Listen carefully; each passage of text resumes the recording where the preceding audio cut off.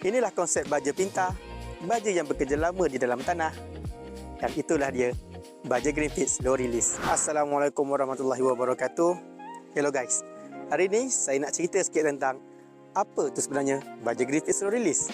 Okey, pertama sekali, baja ni berbentuk nugget dan menggunakan kaedah gali dan tanam. Di mana kaedah ini membantu baja duduk elok dalam tanah dan tak mudah hanyut apabila hujan.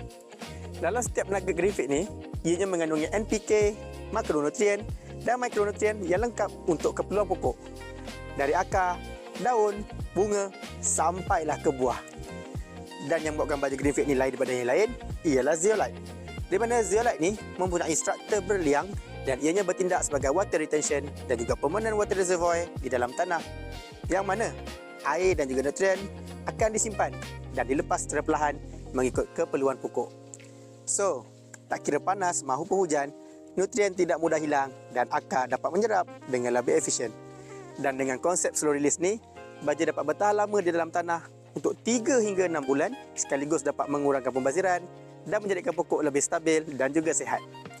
Inilah konsep baja pintar, baja yang bekerja lama di dalam tanah. Dan itulah dia, baja Greenfield slow release. Assalamualaikum.